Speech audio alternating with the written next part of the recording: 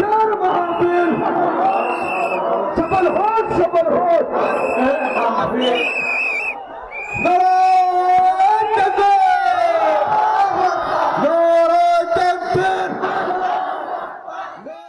अल्हम्दुलिल्लाहिर रहीमिर रहमान अल्लज़ी खलक़ना लिल इबादति वल जान व खस्सना बित तकरीमी बैनल हयावान व नशहदु अन ला इलाहा इल्लल्लाहु वहदहु ला शरीका लह शहादतन मौसिलतन इलल जिनान। কথা বলেন কোন করে আপনি? হ্যাঁ সেলাই বসো, দাঁড়িয়ে থাকবেন না, বসেন। একবার বলার পরে একেবারে আর্মিদের মতো বসে যাওয়া যায় না, বারবার বলা লাগে। সামনে কেউ দাঁড়িয়ে থাকবেন না, সামনে সে ক্যামেরা ম্যান হোক আর অন্য ম্যান হোক, দূরে দাঁড়িয়ে থাকতে ভালো লাগলে দূরে ধরা।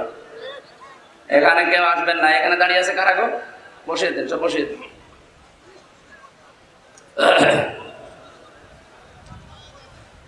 ونشهد أن محمدا عبده ورسوله المبعوث فينا بالهدى ودين الحق ليظهره على الأديان صلى الله عليه وعلى آله وأصحابه الكرام ما دام الشمس والقمر بجريان والنجم والشجر يسجدان فقد قال الله تعالى في كلامه المجيد وبرهانه التوحيد أعوذ بالله من الشيطان الرجيم بسم الله الرحمن الرحيم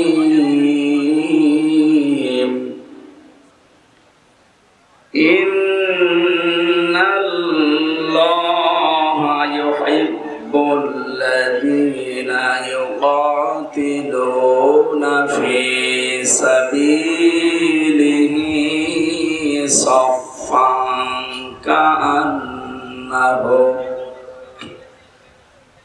صفا كأنهم بنيان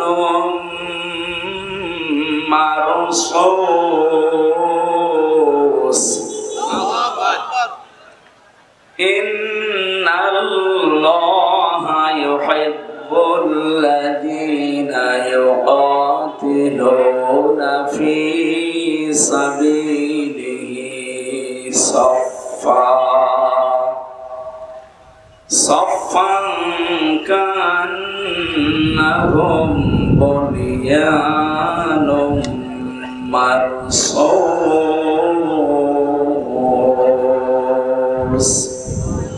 صدقت يا ربنا. عن أبي ذر رضي الله تعالى عنه قال قال النبي صلى الله عليه وسلم من ادعى ما ليس له فليس منا وليتبوأ مقعده من النار. رواه مسلم. وما زادهم إلا إيمانا وتسليما.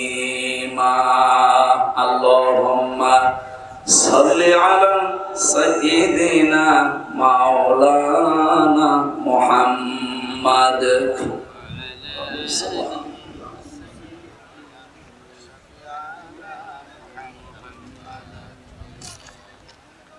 কত ব্যথা কত ভাবে সয়েছ যে তুমি তোমারি খুনে লাল তায়েফের ভূমি।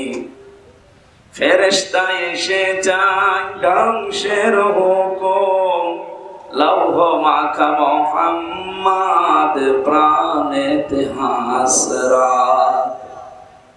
আল্লাহ ক্ষমা করো এতায়েফে বাসী, এরা বজলি তো আমি যে মোহাম্মদ, হৃদয়ে মোহাম্মদ। আলহামদুলিল্লাহ।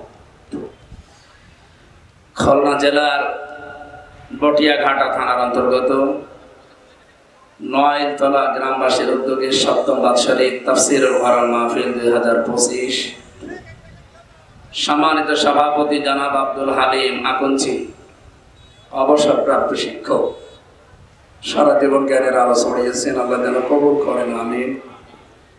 প্রধান অতিথি অবসরপ্রাপ্ত ক্যাপ্টেন আলহাজ মোহাম্মদ মিজানুর রহমান, বিশেষ অতিথি হিসাবে যাদের নাম দিয়েছেন আমন্ত্রিত অতিথি, ওয়ারফা'না লাকা যিকরাক, সকলের সম্মান মর্যাদা আল্লাহ দুনিয়া আখিরাতে যেন আরো বাড়িয়ে দেন। সম্মান পাওয়ার জন্য যেটা দরকার সেগুলো তাদের থাকা লাগবে। সম্মান যদি কেউ পেতে চায় দুনিয়া আখিরাতে, কি থাকা লাগবে? ঈমান এবং ইলম। এই কথা বললো কে গো? কথা বলা যাবে না ভাই, ইশারায় করবে। আর আপনি এখানে তাল গাছের মতন দাঁড়িয়ে আছেন, পেছনের এক লিস্ট হবে না? বসেন। ইয়ারফা'িল্লাহু আল্লাযীনা আমানু মিনকুম ওয়াল্লাযীনা উতুল ইলমা দারাজাত। তোমাদের ভেতরে যারা ঈমান আনে আর ইলম অর্জন করে, দিন যত যাবে তাদের মর্যাদা আল্লাহ বাড়াতেই থাকবে। এই জন্য ইয়ারফা দিয়েছেন, মজারে, এটা বর্তমান ভবিষ্যৎ, প্রেজেন্ট ফিউচার। দারাজাতুন না দিয়ে দারাজাত বহু বচন দিয়েছে। তাফসীরে মুফাসসির লিখেছেন, সত্যিই যদি আপনার ঈমান থাকে আর ঈমানটা যদি ভেজাল মুক্ত হয়, আমাদের ঈমানে ভেজাল আছে না? 2 নম্বরে ইলম শুধু পেলেই হবে না, জ্ঞান অনুযায়ী আপনার কাজ থাকা লাগবে। এ বাংলাদেশে যাদের জ্ঞান ছিল কিন্তু কাজ ছিল না, তারা ঘৃণিত হয়ে গেছে। এই যে মাওলানা ফরিদউদ্দিন মাসুদ, এর জ্ঞান ছিল কিন্তু কাজ ছিল না। কথা বোঝে? যারা জ্ঞান ছিল কিন্তু জ্ঞান অনুযায়ী তারা কাজ করে নাই, আল্লাহ তাদেরকে আজ ঘৃণিত বানিয়ে দিয়েছে। এটা যুগে যুগে বানিয়েছে। এর আগে বালাম বিন বাউরা এ জ্ঞানী ছিল, তো জ্ঞান অনুযায়ী কাজ না করে জ্ঞানের উল্টা কাজ করেছিল, আল্লাহ কুকুর বানিয়ে দিয়েছে। আমার ভাই নবীজির দোয়া ছিল যে আমার উম্মতকে চেহারা বিকৃতি এবং একবারে ধ্বংস করে দেবে না। এই দোয়া যদি কবুল না হতো তাহলে এই ফরিদউদ্দিন মাসুদের মতো যত মুনাফিক আলেম এই দেশে কবে চেহারা পাল্টিয়ে কুকুর শুকুর হয়ে যেত। আমি এর চাইতে নিকৃষ্ট কথা বলতে পারলাম না। এরপরও যদি কেউ সংশোধন না হয় আগামীতে, আমার মনে হয় তাকে আল্লাহ এই পৃথিবীতে কুকুরের মতো ঘৃণিতই করে দিবে। এই জন্য শুধু জ্ঞান থাকলে হবে না, জ্ঞান অনুযায়ী কাজ করতে হবে। পৃথিবীতে সবচাইতে বেশি জ্ঞানের উপরে কাজ করেছিল কারা? নবীরা। আল্লাহ পাক বলেন, ইয়া হাসরাতান আলাল ইবাদ মা ইয়াতিহিম মির রাসূলিন ইল্লা কানু বিহি ইস্তাহজিউন। সূরা ইয়াসিনের 30 নম্বর আয়াতে আছে, আমার বান্দাদের জন্য আমার আফসোস, আক্ষেপ, এমন কোন নবী রাসূল দুনিয়ায় পাঠায়নি যার সাথে ওরা ঠাট্টা করে নাই, বিদ্রুপ করে নাই। খুলনাবাসী বলেন তো, নবীদের চরিত্র খারাপ ছিল? তারা তাদের লোকের মেয়ের দিকে তাকাতো, মানুষের ঘর বাড়ি ভেঙে দিত। কেন? তাদের উপর অত্যাচার। একটাই কারণ, তারা জ্ঞান অনুযায়ী আমল করত।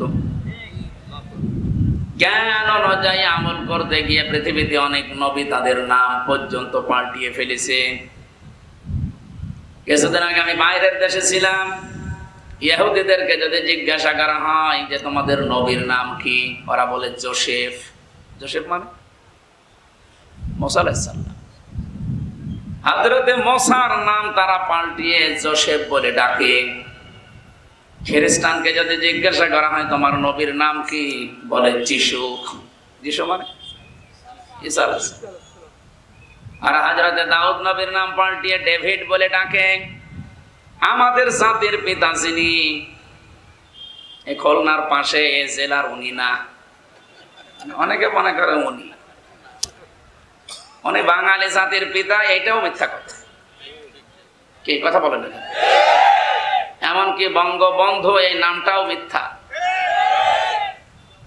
এই নামটা একটা মুসলমানের জন্য এই ভারত উপমহাদেশে প্রায় এই তোফায়েল আহমেদ দেওয়ার আগে, বহু আগে নামটা একজন মুসলমান বীরকে দেওয়া হয়েছিল এই উপমহাদেশের জন্য। তিনি বাংলার বন্ধু ছিলেন। আপনি ইতিহাস পড়েন, দেখবেন এটা পাবেন।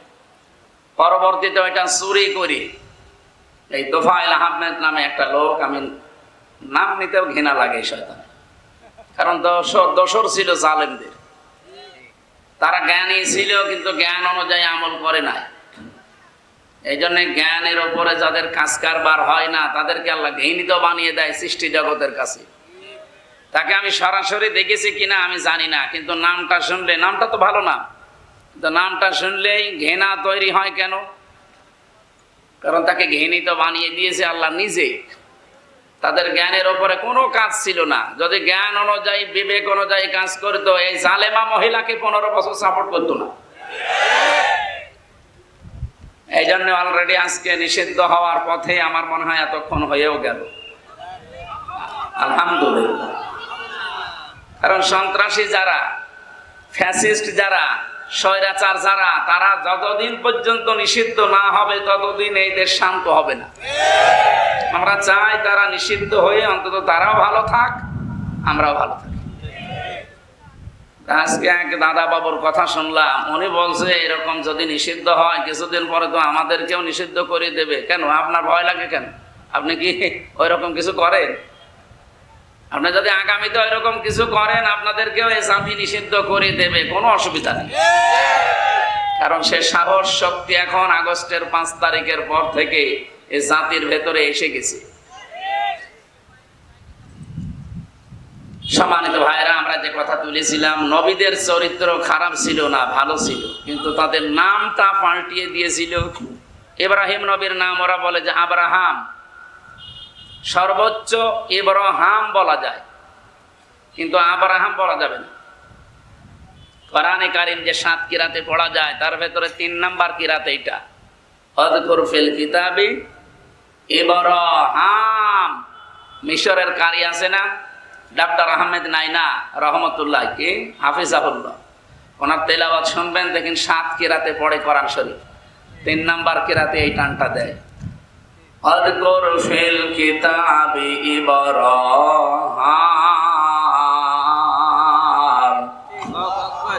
ইব্রাহিম, ইব্রাহাম, কিন্তু ইব্রাহিম মি বলা যাবে না।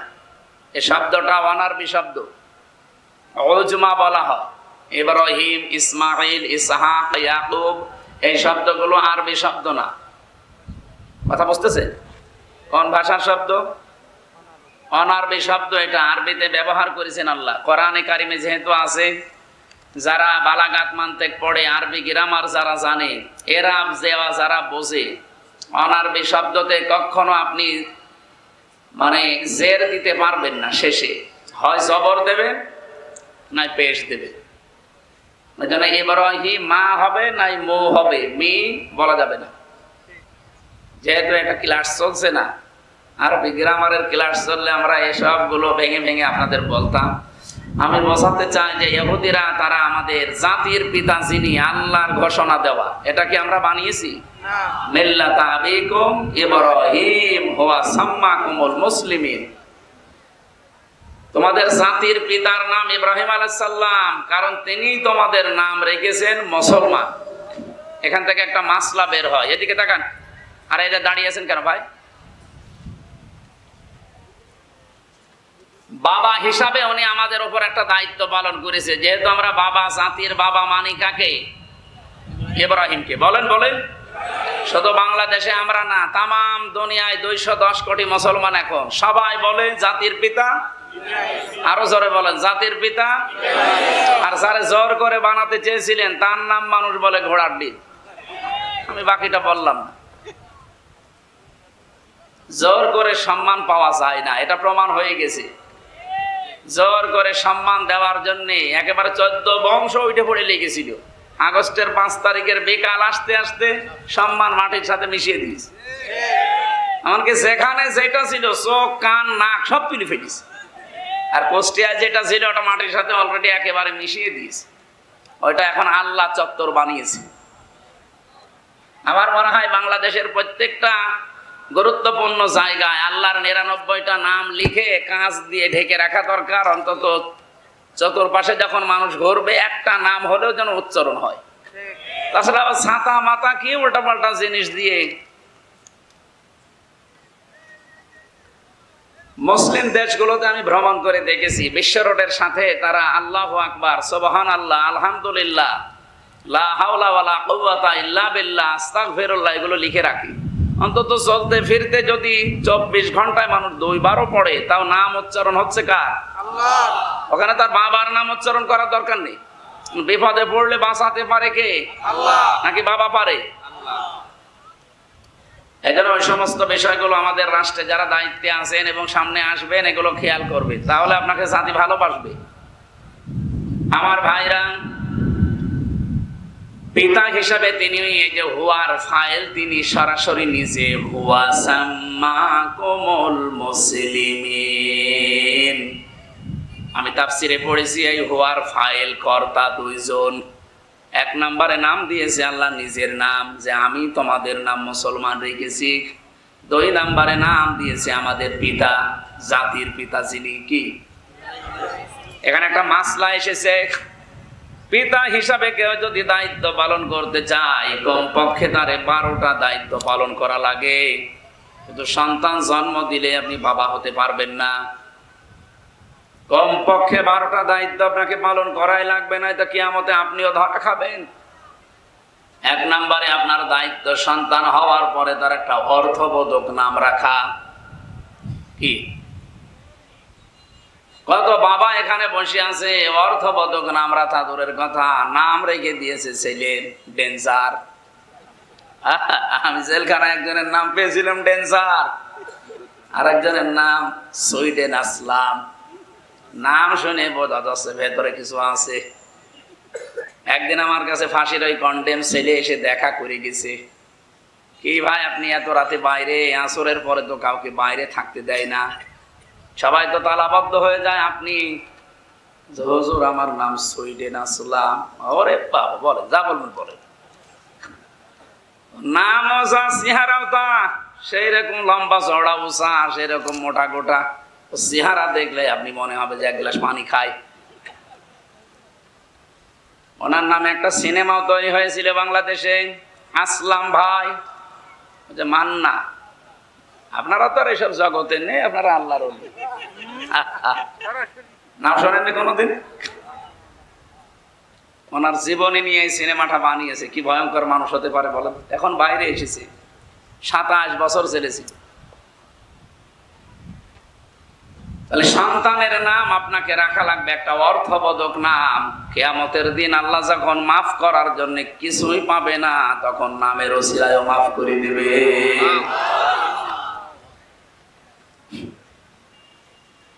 আপনার নাম কি রেখেছেন আপনি সন্তানের? সেদিন কুষ্টিয়াতে এক দোকানের সামনে লেখা দেখলাম মিহাদ স্টোর। বললাম যে ভাই কি এটা? আমার ছেলের নাম। মিহাদ মানে জানেন? না, আমি কোরআনে পেয়েছি। আরে ভাই কোরআনে তো আছে, মিহাদও আছে, ফেরাউনও আছে, নমরুদও আছে, হামানও আছে, নেই? আপনি শব্দের অর্থ দেখবেন না, মিহাদ মানে নিকৃষ্ট স্থান, এরকম নাম রাখবেন।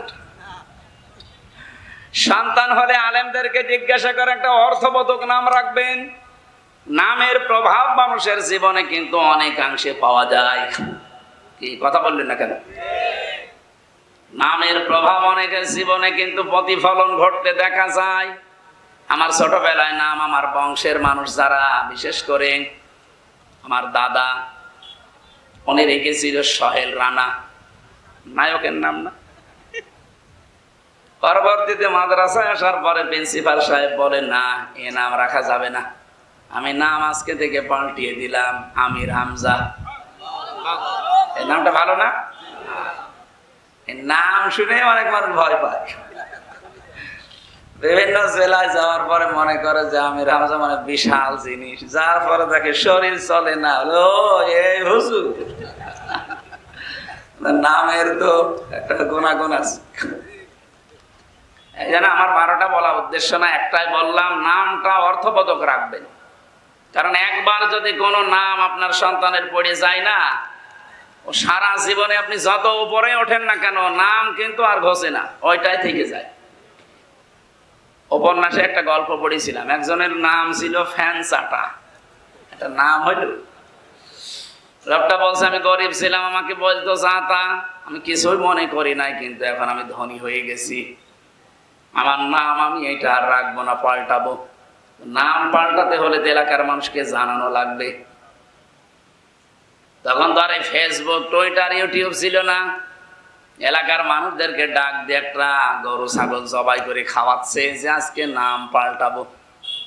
চেয়ারম্যান সাহেব মাইক নিয়ে বলছে, ভাইরা আমার, বোনেরা আমার, এই লোকটার নাম আমি আজকে থেকে পাঠিয়ে দিলাম পাল্টিয়ে, এর নাম এখন থেকে মধু চাটা।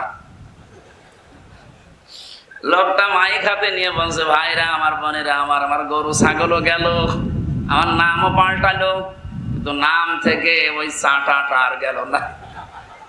আগে ছিলাম ফ্যান চাটা, এখন হলাম মধু চাটা। আপনি যতই উপরে ওঠেন, নাম কিন্তু পাল্টাবে না। এই জন্য সন্তানের নাম এমন সুন্দর করে অর্থবোধক একটা নাম রাখবে, এই নামের প্রভাবও যেন তার জীবনে পাওয়া যায়। সর্বোপরি কিয়ামতে আল্লাহ যখন কিছু না পাবে, নামটা দেখে যেন মাফ করে দেয়। ওরা নাম পাল্টিয়ে দিয়েছে নবীদের। আমি দেখেছি বহু নবীর নাম তারা পাল্টিয়ে পাল্টিয়ে ডাকে। এমনকি মুসলিম বিজ্ঞানী ছিল আল কামি, তার নাম পাল্টিয়ে ডাকে কেমিস্ট্রি।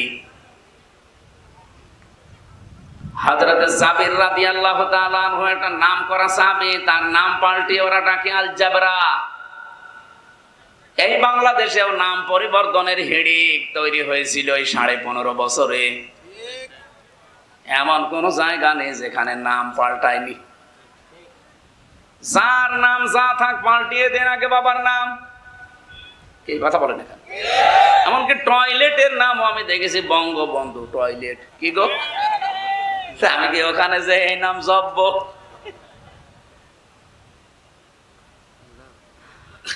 যত উপরে তুলেছিল আল্লাহ তত নিচে নামিয়ে দিয়েছে। এই জন্য নাম পরিবর্তনের হেডেক যারা তৈরি করেন, কেন আপনি শহীদ জিয়াউর রহমানের নামটা পাল্টিয়ে অন্য একজনের নাম দিলেন? কি দরকার ছিল? কত কোটি টাকা খরচ হয়েছে আপনি কি জানেন? টাকায় যদি নিজের বাবার টাকা হতো আপনি এভাবে নষ্ট করতে পারতেন না।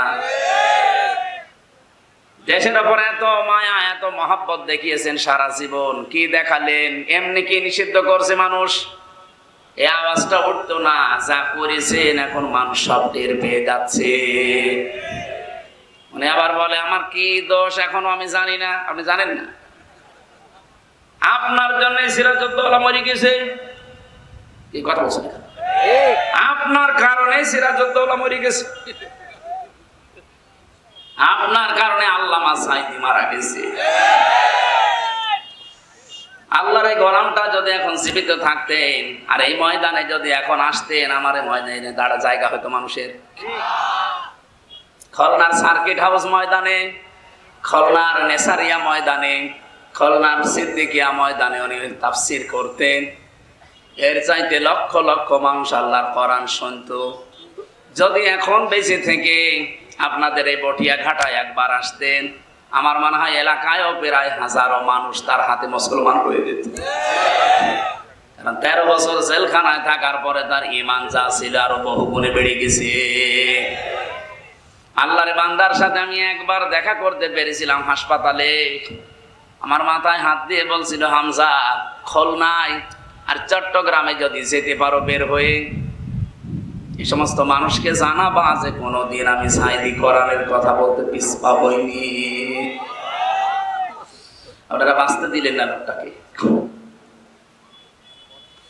সুতরাং নাম পাল্টে আপনি কি করবেন?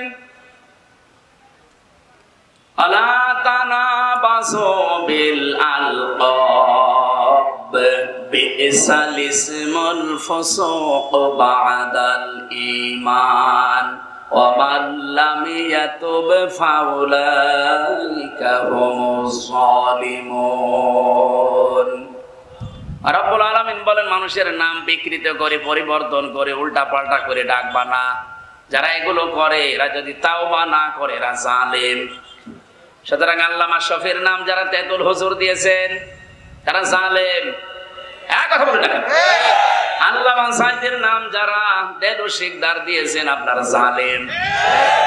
শহীদ আব্দুল কাদের মোল্লার নাম যারা কসাই কাদের দিয়েছেন আপনারা জালেম। যার যার নাম পাল্টি আজ বিচার করেছেন সব এখন ফাঁস হয়ে যাচ্ছে। এগুলো সব ছিল অন্যায় অবৈধ একজন মানুষের মন রক্ষা করার জন্য। আগামীতে কোনো মানুষের মন রক্ষা করার জন্য দেশ আর চলবে না। এই দেশ চলবে আমার মনে হয় আল্লাহর কোরআন দিয়ে। ৯৬% মুসলমান এখানে আমরা বাস করি। আমার বাড়িতে যদি আমার আইন না চলে যেমন আমার খারাপ লাগে, আমার বাড়িতে আমার হুকুম না চললে যেমন আমার কষ্ট হয়। আমার বাড়িতে আমার হুকুম জারি করে দিলাম, আমার বউ শোনে না, মেয়ে শোনে না, ছেলে শোনে না, ভাই শোনে না, খারাপ লাগবে না? বলেন না কেন? এ জমিন কার? হুকুম দেওয়ার মালিকও দিয়ে আল্লাহ। আলাহুল খালক ওয়াল আমরু তাবারাকাল্লাহু রাব্বুল আলামিন। বানিয়েছি আমি, সিদ্ধান্ত আমার।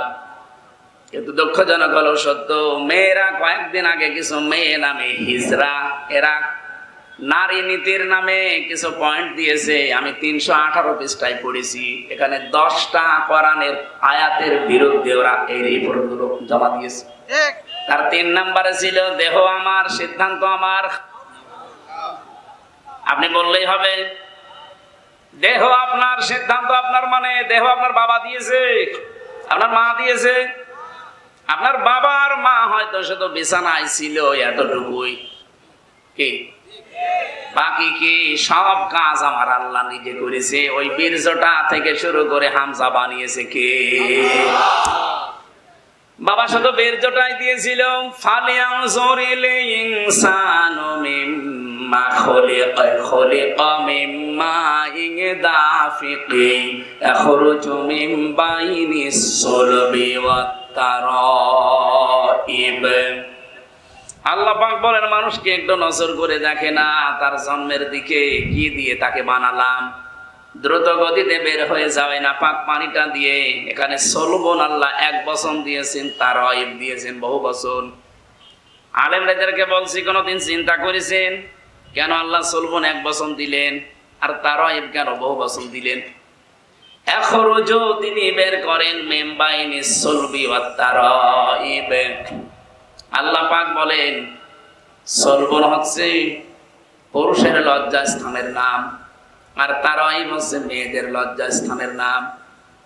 কেন আমি 1 বচন এটা দিলাম, এটা বহু বচন দিলাম জানো? এই পৃথিবীতে পুরুষের তুলনায় সন্তানকে দুনিয়ায় নিয়ে আসা পর্যন্ত কমপক্ষে 3 গুণ কষ্ট মায়ের বেশি হয়। বাবার তো দায়িত্ব শুধু বিছানায় শেষ। মায়ের এই কষ্টটা দুনিয়ায় আজ পর্যন্ত কেউ ভোগ করে নাই যে 10 মাস 10 দিন পেটে রাখা কোনো বাবা টের পেয়েছে না, এটা শুধু মা টের পেয়েছে। এই জন্য নবীজি আয়াতের দিকে তাকিয়ে মায়ের সম্মান 1 গুণ বাড়িয়ে দিয়েছেন। 2 নম্বরে ডেলিভারির যে কষ্টটা, বিজ্ঞান এখন এই কষ্ট পরিমাপ করেছে। এই এদিকে থাকা, পৃথিবীর প্রত্যেকটা জিনিস পরিমাপ করার যন্ত্র আছে। এই যে কষ্ট পেলে মানুষ কিভাবে কষ্ট পায় আর কষ্ট কিভাবে মাপ দিতে হয় এর একটা যন্ত্র আছে, ইউনিট বলা হয়।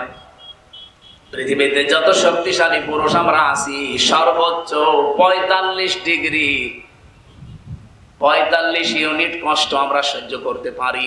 এর বেশি দিলে আপনি মরে যাবেন। বিজ্ঞান এখন কম্পিউটারে দেখাচ্ছে এই পৃথিবীতে একটা মা দুনিয়ায় সন্তান নিয়ে আসতে 57 ইউনিট কষ্ট সহ্য করে না। এই জন্য মা বাপ যাদের আছে, বিশেষ করে মা যাদের আছে, দোয়া নেবেন তাদের কাছে, খেদমত করে খুশি রাখবেন। আমি সহ যারা আছি দুনিয়া সব একদিকে, মা যেন একদিকে। বলেন আমি। এরকম সন্তান হওয়া যাবে না? বলেন বলেন। এতে কত সন্তানের কারণে আজ মা এবং বাবা বাড়ি থেকে চলে যাচ্ছে, আলাদা হয়ে যাচ্ছে, খেয়ে থাকে না খেয়ে থাকে, আত্মহত্যা পর্যন্ত করে। কয়েকদিন আগে আপনার রাজশাহীতে গেছেন, 4টা ছেলে মেয়ে তার, এরপরও লোকটা ট্রেনের উপরে মাথা দিয়ে মরে গেল। জীবনের উপরে কত ঘৃণা আসলে সন্তানদের কাছে সাপোর্ট একেবারে কতটুকু না পেলে আর জীবন রাখতে চায় না মানুষটা। 3 নম্বরে বিশ্বনবী জানিয়েছেন, সন্তান হবার পরে যে 2 বছর, এই 2 বছর পর্যন্ত যারা দুধ পান করায়, এটা দুনিয়ার কোনো বাবা আজও করায়নি। করিয়েছে? বাবা করাবে কে দিয়ে? আমার মেশিন পত্র আছে, দায়িত্ব আল্লাহ জানে মাকে দিয়েছেন। যদিও মায়ের দুধ পান করার দায়িত্বটা না, বাবারই দায়িত্ব। ওয়ালিদাতু ইরদি'না আওলাদাহুন্না হাওলাইনি কামিলাইনি লিমান আরাদা আইয়ুতিম্মার রাদা। সূরা বাকারা 2 নম্বর পারা 17 নম্বর পৃষ্ঠার 1ম নম্বর লাইনে 233 নম্বর আয়াতের প্রথম অংশে আছে। এটা তাফসিরে ফি জিলালিল কোরআনে তথ্যটা পাবেন। আল্লাহ পাক এখানে কিন্তু কোনো মেয়ে লোকের নাম দেয়নি। লিমান আরাদা আইয়ুতিম্মার রাদা, এটা মুযাক্কার শব্দ। যারা আরবি বোঝে, শব্দ ভাঙতে পারে, জিজ্ঞাসা করেন এটা মুআন্নাস না এটা মুযাক্কার। লিমান আরাদা আইয়ুতিম্মার রাদা, মুযাক্কার দিলেন কেন? অথচ এর আগে আল্লাহ 2 বছর দুধ পান করানোর দায়িত্বের কথা বলতে বলতে আল্লাহ মুযাক্কার দিলেন, মুআন্নাস না দিয়ে, মায়ের নাম না দিয়ে বাবার নাম নিয়েছেন। এই কারণে মা যদি সন্তানকে দুধ না পান করায় তার গুনাহ হবে না, এই দায়িত্বটা বাবার। কিন্তু বাবার যেহেতু জিনিসপত্র নেই, এই জন্য মা এটা পালন করে দেয়। আর মা যদি বলে যে আমি পালন করব না, আমি টাকা দেওয়া লাগবে, টাকা দিয়ে আপনাকে পান করানো লাগবে, এটা আমার মনে হয় মাইকে বলা ঠিক হচ্ছে না। কারণ আমার এই ছোট মেয়েটার বয়স এখন কেবল 8 মাস। ম্যাডাম যদি শুনে কালকে বলে হুজুর বাড়ি আসো, এইটারে দুধ পান করাবো, 5 লাখ টাকা দেওয়া লাগবে, কি বলবে না? এই জন্য মাইকে বলা আমার মনে হয় ভুল হয়ে গেল। আমি আছি বলে বলবো। সম্মানিত মা বোনেরা, কোন মানুষ যদি সন্তানকে 1 ফোঁটা দুধ পান করায়, নবীজি বলেন একটা মরা মানুষ জীবিত করে দিলে যে সওয়াব পাওয়া যায়, মায়ের আমলনামায় আল্লাহ এই সওয়াব দান করে। এই যে 3টা কারণে, পেটে নেওয়ার কষ্ট, ডেলিভারির কষ্ট এবং সন্তানকে দুধ খাওয়ানোর কষ্ট, দুনিয়ার কোন বাবা আজ পর্যন্ত টের পায়নি, শুধু মা টের পেয়েছে। বিজ্ঞান এখন দেখিয়ে দিচ্ছে বাবার এই বীর যদি আমার আল্লাহ 4টা জিনিস বানিয়েছে, চুল, রগ, হাড় আর পর্দা। মায়ের নাপাক পানি দিয়ে আল্লাহ আরো 4টা জিনিস বানায়, রক্ত, গোশত, চর্বি আর চামড়া। 4 8টা জিনিস এক হলে আমার আল্লাহ নিজের সিদ্ধান্তে আরো 5টা জিনিস দয়া করে দান করেন। ওয়াজআলা লাকুমুস সামআ ওয়াল আবসারা ওয়াল আফইদা। সূরা নাহলের ভেতরে আছে 78 নম্বর আয়াতের মাঝের অংশে পাবেন। 14 নম্বর পারার 14 নম্বর পৃষ্ঠার 13 নম্বর লাইনে আছে। এটাও ফি জিলালিল কোরআনে আছে। আল্লাহ বলেন শ্রবণ শক্তি, দর্শন শক্তি, বাক শক্তি, আকেল শক্তি আর ঘ্রাণ শক্তি, এই 5টা আমি আল্লাহ আমার রব নামের কারণে তোকে দিয়েছি। 8 5 13টা জিনিস যখন এক হয়ে যায়, আস্তে করে আল্লাহু আখরাজাকুম মিন বুতুনি উম্মাহাতিকুম লা তা'লামুনা শাইআ। মায়ের পেট থেকে বাচ্চার আকারে আস্তে করে বের করে নিয়ে আসি, যখন কোনো আওয়াজ করা বা কোনো কিছু বোঝার মতো, বলার মতো ক্ষমতা তোমার ছিল, আজ একটু কিছু পেয়েই বলছো না সিদ্ধান্ত, আরে আমার দেহ আমার সিদ্ধান্ত আমার। এজন্য আমরা এই মাহফিল থেকে আহ্বান জানাই, যদিও সারা দেশের আলেমরা, মুসলমানেরা অলরেডি এটাকে প্রত্যাখ্যান করেছে। আমরা চাই 92 থেকে 96% মুসলমানের এই দেশে ইসলাম বিরোধী কোনো আইন যেন কেউ সামনে নিয়ে আসার দুঃসাহস না দেখায়। রিপোর্ট মানা দূরের কথা, ওটাকে আমরা কমিশনই মানি না। কমিশন আমরা মানবো, এই দেশে মহিলা যা আছে সবার কাছে আপনি স্বাক্ষর নেন। ওই কয়টা হিজড়ার কাছে স্বাক্ষর নেবেন কোন কারণে? ওগুলোকে মহিলা। এখানে যারা এসেছেন আমার মনে হয় মাইকে আমরা ডাক দেই যে পুরুষ মানুষ যারা আছেন আসেন, পুরুষের প্যান্ডেলে বসেন, মহিলা যারা আছেন মহিলা প্যান্ডেলে চলে যান। আর ওই যেগুলো বিড়ি খেয়ে বেড়াচ্ছে ওইগুলোকে কোন প্যান্ডেলে পাঠাবো? ওগুলো তো মহিলাও না পুরুষও না, কি ওইগুলো হিজড়া। 10 জন মহিলা যে রিপোর্ট দিয়েছে নারী কমিশনে, আমি দেখলাম ওগুলো চেহারার দিকে তাকিয়ে টেলিভিশনে, বলে একটাও মহিলার মতো লাগে না, কারণ ওদের কাটিং কুটিং পাল্টিয়ে গেছে। বাকিটা বললাম না। এই জন্য আমরা চাই আগামীতে আমাদের একটু নাড়া দিয়ে দেখলেন যে মানে কিনা। মানা দূরের কথা, কোরআনের 10টা আয়াতের বিরুদ্ধে চলে গেছে ওদের এই বক্তব্য।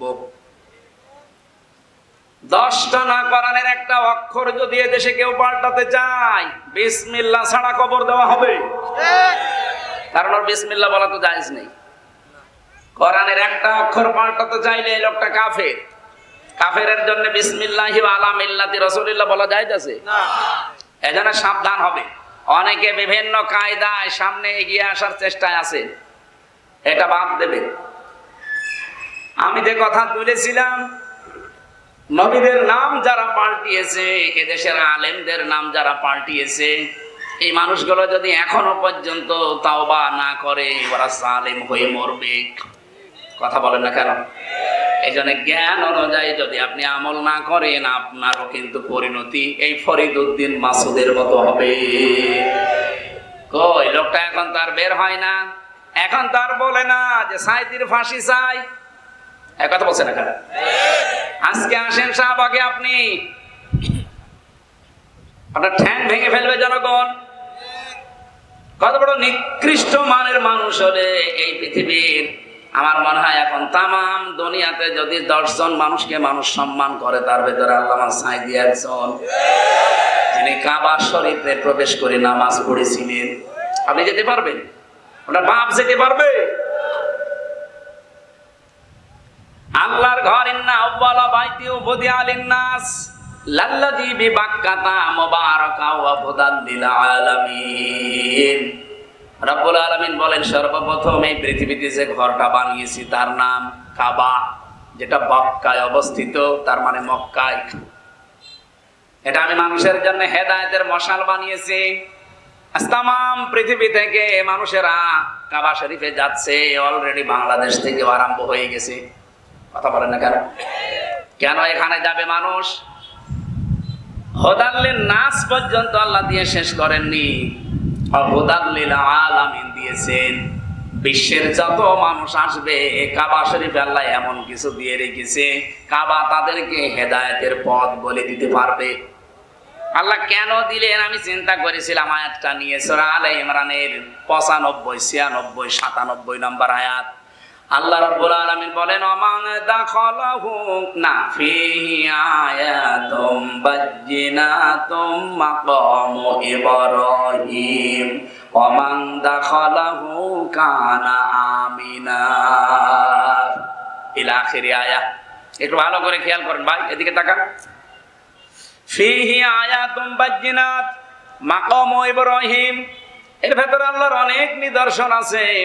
এই কাবার এরিয়া থেকে শুরু করে বিভিন্ন জায়গায় আল্লাহ নিদর্শনগুলো ছড়িয়ে রেখেছেন। তার অন্যতম নিদর্শন মাকাম ইব্রাহিম। হযরত ইব্রাহিম কাবা শরীফ বানানোর সময় যেটা লিফট হিসাবে ব্যবহার করেছিলেন, এখনো পর্যন্ত কাবা শরীফের পাশে সেটা আছে, মানুষ ওখানে নামাজ পড়ে। কি আপনারা জাননি কেউ? ওমান দাখালাহু কানা আমিনা, এইটা বলার জন্য আমি এই পর্যন্ত আসলাম। এদিকে তাকান।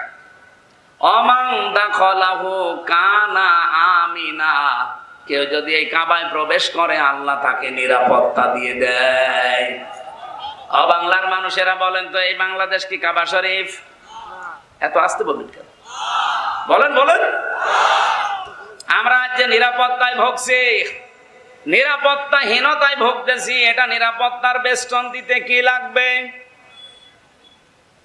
আল্লাহ যে কাবার নাম কিছু প্রশংসামূলক কথা বলার পরে যে কি বলছিলেন, ইন্না আউওয়ালা বাইতি উবদিয়া লিন-নাস লাল্লাযী বিবাক্কাতা মুবারাক ওয়া হুদাল লিল আলামিন ফিহি আয়াতুম বাজ্জিনাতুন মাকাম ইব্রাহিম। এরপরে দিয়েছেন কি, ওমান দাখালাহু কানা আমিনা। এখানে যদি কেউ প্রবেশ করে তাকে নিরাপত্তা দিয়ে দেয় কে? আল্লাহ। এবার আমার প্রশ্ন করার পরে আমি আলেমদেরকে জবাব চাই, কেন কাবা শরীফের এরিয়াতে প্রবেশ করলে আল্লাহ নিরাপত্তা দিয়ে দেয়, অথচ কাবার বাইরে যান দেখেন সেখানে ছিনতাই হয়, চুরি হয়, ডাকাতি হয়। আমি নিজে তো সাক্ষী, বহুদিন ছিলাম। কিন্তু কাবার এরিয়ার ভেতরে প্রবেশ করলে আপনি নিরাপত্তা পেয়ে যাবেন। বহু চিন্তা ভাবনা করে আমার এই মেধায় একটা জিনিস ধরা পড়েছে, কাবার এরিয়ার ভেতরে কোনো শিরিক নেই। কি যারা জানে যায় জিজ্ঞাসা করেন তো, কাবার এরিয়ার ভেতরে কোনো শিরিক পাবেন না? কোরআনে কারিমে আল্লাহ সূরা আনআমের ৮২ নম্বর আয়াতে জানিয়েছেন, আল্লাযীনা আমানু ওয়া লাম ইয়ালবিসু ঈমানাহুম বিযুলমিন উলাইকা লাহুমুল আমন ইলা আখিরি আয়াত। যারা ঈমান আনবে এবং ঈমানের সাথে জুলুম, এখানে জুলুম মানে শিরিক, ঈমানের সাথে যারা শিরিক মিশ্রণ করবে না, রব্বুল আলামিন বলেন উলাইকা লাহুমুল আমন, এই মানুষগুলোই আমি আল্লাহর পক্ষ থেকে নিরাপত্তার হকদার। তাহলে আল্লাহর পক্ষ থেকে যদি আজ নিরাপত্তা দিতে হয় বাংলাদেশকে, যেহেতু এটা কাবা শরীফ না, কাবার মতো যদি আমরা নিরাপত্তার বেষ্টনী দিতে চাই, ঈমান আমাদের যায় আছে, শিরিক থাকা চলবে না। আমার কথার অর্থ আমার মনে হয় আপনি বুঝেছেন। এদেশের মানুষের ঈমান যা আছে, ঈমানের ভেতরে শিরিক থাকলে আল্লাহ নিরাপত্তা দেবে? বলেন বলেন। আজ আমাদের প্রতিবেশী নামে কলঙ্ক, এদের কাছ থেকে আমরা নিরাপত্তাহীনতায় ভোগী। পাকিস্তানের সাথে মার খেয়ে এখন উল্টা আমাদের দিকে চোখ রাঙাচ্ছে, সে মাছ না পেয়ে সিপে কামড় দিচ্ছে। এটা আমি আয়াত পড়েছি ওই রকম, আজকে জবাব দেব কোরআনের আয়াত দিয়ে ইনশাআল্লাহ। ভালো করে শুনবেন ভাই, ডিস্টার্ব হচ্ছে কারো? একটু অ্যাক্টিভ হয়ে শুনে। এই দেশটাকে আপনি আমেরিকার কাছে, চীনের কাছে, রাশিয়ার কাছে, ভারতের কাছে নিরাপত্তা চেয়ে জীবনেও পাবেন না। নিরাপত্তা শুধুমাত্র দিতে পারে আমাদেরকে গণেশ, দুর্গা, কে? আরে ভাই, অন্য ধর্মের যারা আছে তারা নাই বলুক যে হ্যাঁ আমাদের নিরাপত্তা আমাদের গণেশে দেবে, আমাদের দুর্গায় দেবে, সরস্বতী দেবে দিক। আমরা যারা ৯২-৯৩ ভাগ মুসলমান, বলেন আমাদেরকে নিরাপত্তা একমাত্র দিতে পারে কে? নিরাপত্তা দিতে পারে যেহেতু আল্লাহ, ওনার ঘোষণা এটা, যারা ঈমানের সাথে শিরিক মিশ্রণ করে না তারাই নিরাপত্তার হকদার। এই জন্য আমরা বাংলাদেশকে শিরিক মুক্ত করতে চাই। এদেশে একটা প্রকাশ্য শিরিক চলছে, সকল ক্ষমতার উৎস জনগণ, এটা একটা শিরিক। কি কথা বলছে না কেন? আন্নাল কুওয়াতা লিল্লাহি জামিআ, ক্ষমতার উৎস কে? এটাকে যারা না মেনে বলেন ক্ষমতার উৎস জনগণ, আপনি কিন্তু শিরিক করলেন। আর শিরিক করলে মানুষটা মুশরিক হয়ে যায়। এক কথা বলছে না কেন? এক কথায় জবাব শোনেন, আল্লাহ যেটা পারে ওইটা অন্য কেউ পারে, এই বিশ্বাস করার নাম শিরিক। আর এই শিরিকটা বাংলাদেশে আর ভারতে বেশি। আমি বিশ্বের বহু দেশে ঘুরেছি, কোন দেশে এই শিরিকটা পাইনি, এই দেশে সবচাইতে বেশি এটা পাওয়া যাচ্ছে। আল্লাহ যেটা পারে ওইটা অন্য কেউ পারে। বলেন বলেন। যদি কেউ মনে করেন যে না পারে, তাহলে আপনি শিরিক করে ফেলেছেন অলরেডি। আর শিরিক করলে আপনি মুশরিক। সব গুনাহ আল্লাহ মাফ করে দেবে, কোরআনে জানিয়েছেন, কিন্তু শিরিকের গুনাহ মাফ হবে না। অকদিমনা ইলা মা আমিলু মিন আমালিন ফাজআলনাহু হাবাম মানসুরা।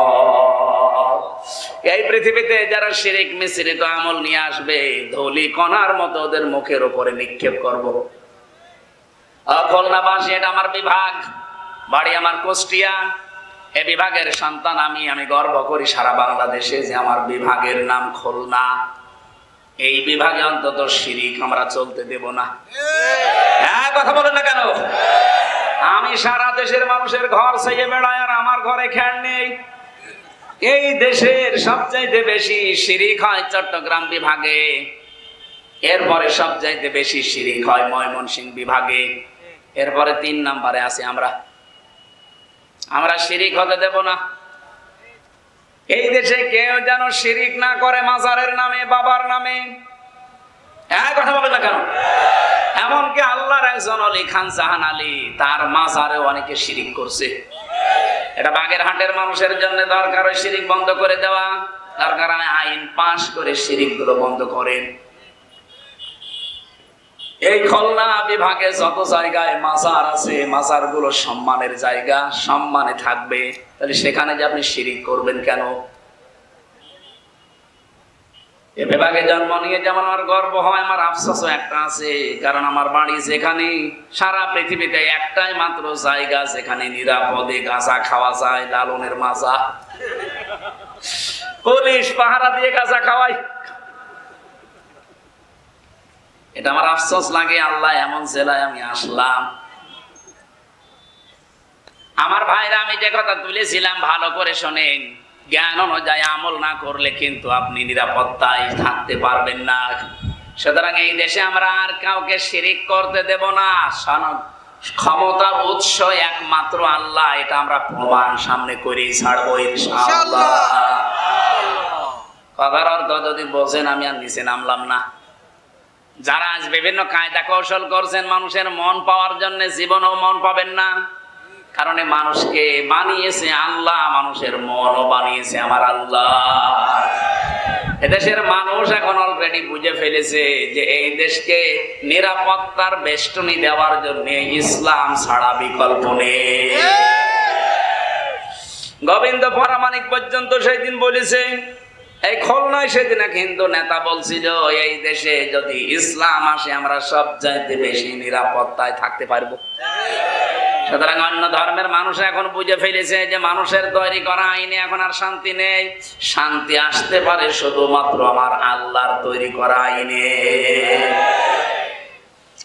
আমি যাদের সম্মান কামনা করেছি, দিন যত যাবে তাদের সম্মান তত বাড়িয়ে দেবে আমার আল্লাহ। যদি ঈমান থাকে শিরিক মুক্ত, এবং তাদের ঈমান অনুযায়ী যদি আমল করে, তার জ্ঞান অনুযায়ী, যাদের নাম আমি বললাম, এত মানুষের নাম আপনারা দিয়েছেন, এই মানুষগুলোর সম্মান মর্যাদা আল্লাহ দুনিয়া আখিরাতে তাদের ঈমান আর আমল অনুযায়ী যেন আল্লাহ বাড়িয়ে দেন। বলেন আমিন।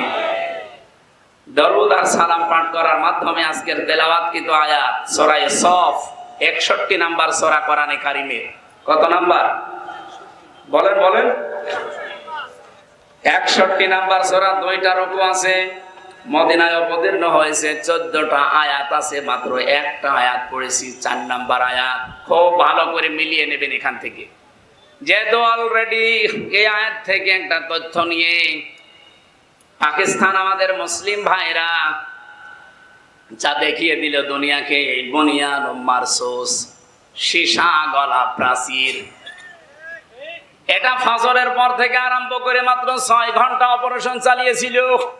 ভারত অপারেশন করেছিল, অপারেশন সিঁদুর। ওদের জবাবে এরা বানিয়েছে অপারেশন বুনিয়ান মারসুস। 6 ঘন্টা পরে ওরা এখন নমস্কার করে বলছে, দাদা আমাদের দরকার নেই। ভারতের যে ক্ষতিটা হয়ে গেল এই নরেন্দ্র মোদীর ভুল সিদ্ধান্তের কারণে, আমার মনে হয় ভারতবাসীর এখন দরকার এই কোরআনগারকে টেনে হিসেবে নামিয়ে দেওয়া। কোরআনে কারীম জানিয়েছে, ওয়ায়াজআলুর রিজসা আলাল্লাযীনা লা ইয়াকিলুন।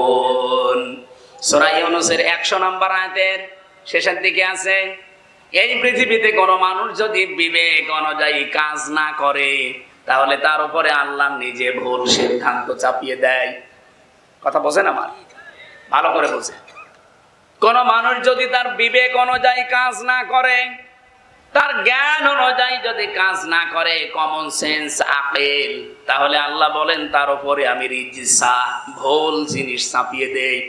এই নরেন্দ্র মোদী নামে পৃথিবীর নিকৃষ্ট এই শয়তান, এই কোলাঙ্গার, একে মানুষ বলা ঠিক নাই, আল্লাহর ঘর ভেঙে ফেলেছে।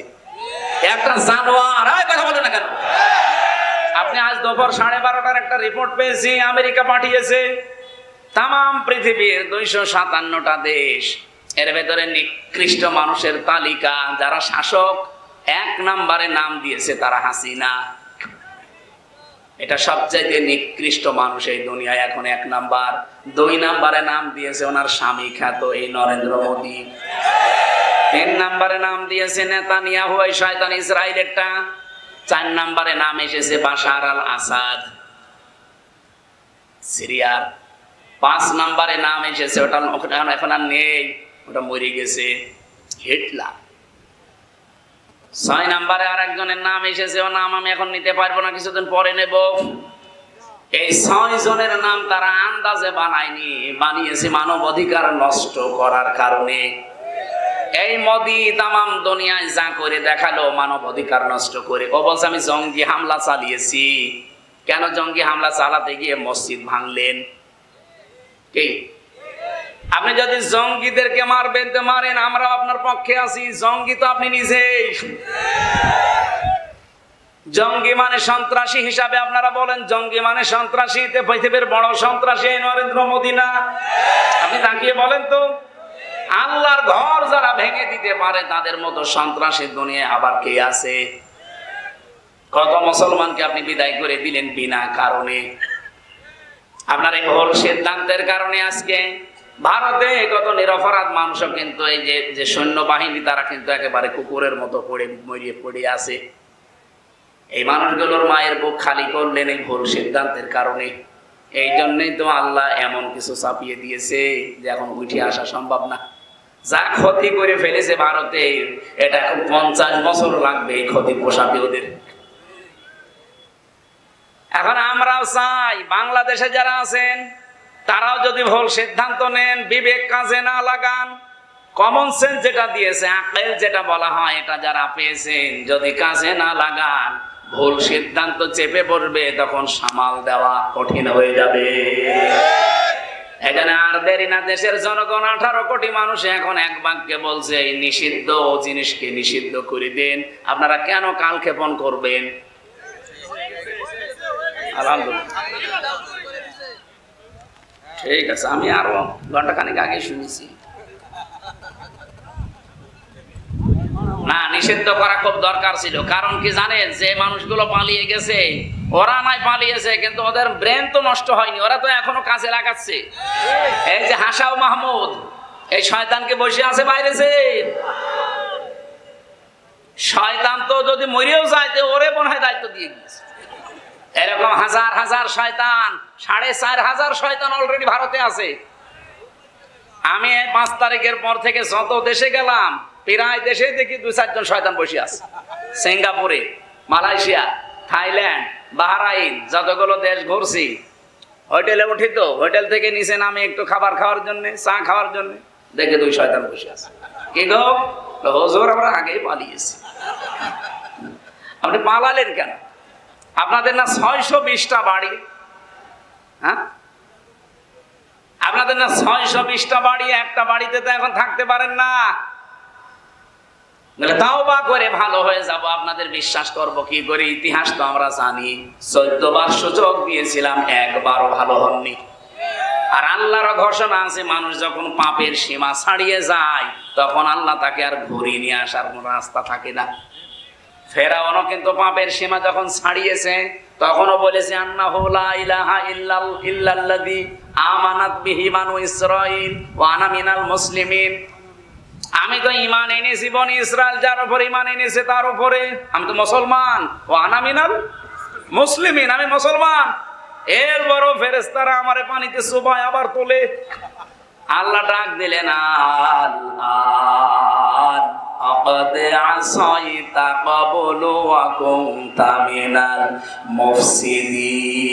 এখন এর আগে তুমি বড় স্বৈরাচার ছিলে, সন্ত্রাসী ছিলে, তোমার কারণে আমার বহু বান্দা দুনিয়া থেকে বিদায় নিয়েছে বিনা কারণে।